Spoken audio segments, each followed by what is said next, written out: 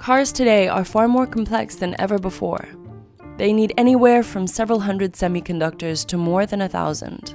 And these chips control everything from the ignition to the braking system and making sure your seat is in the perfect position as you drive. Individual chips, they're packaged inside these electronic control units. They sort of act as almost like separate organs that have a different function in the human body. They basically tell the hardware what to do electronically.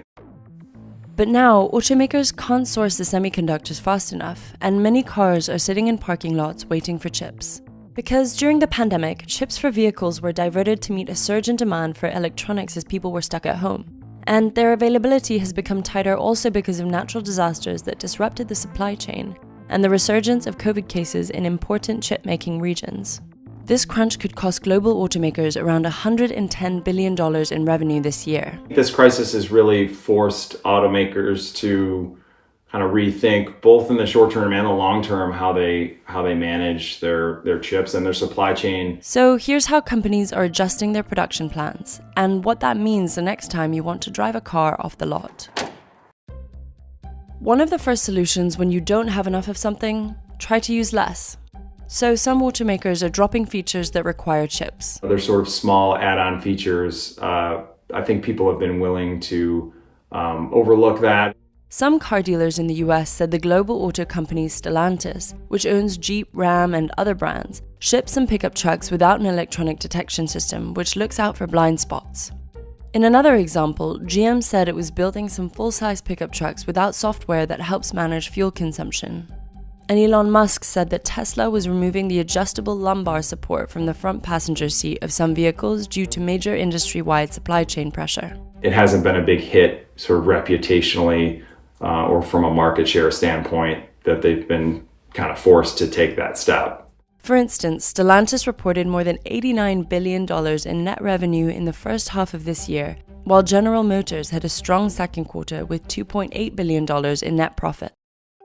But automakers have had to make some tough choices, like choosing between vehicles. Car companies are all trying to figure out prioritize what they want to make and what can be sacrificed. For instance, General Motors said it's been shifting computer chips away from its less profitable vehicles and using them in its more popular ones.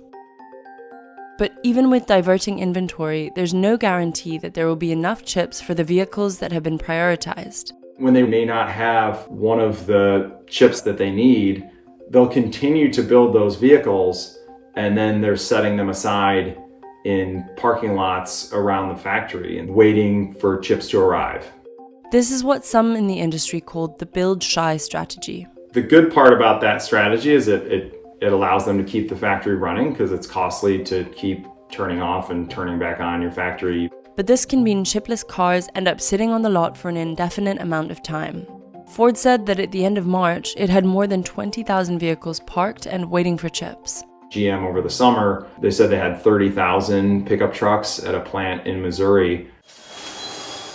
While these strategies have helped companies to keep going in the short term, it's also forced them to plan for the future by rethinking the entire process. For decades, the auto industry has really kind of perfected this just-in-time model where components arrive at the factory and even right at the assembly line just as they're needed. That allows them to lower their inventory costs, and there's a lot of efficiencies that go with that. But the chip shortage has shown this model breaks down during a global crisis like the pandemic. Companies are looking at moving to stockpiling really crucial computer chips. There's been direct outreach from, auto executives to chip suppliers, which, hadn't been happening in the past. And auto companies not only want more visibility in the supply chain, but also more direct control. Some of the companies have talked about even getting more involved in designing their own chips, designing components to need fewer chips. I know Ford specifically has talked about that.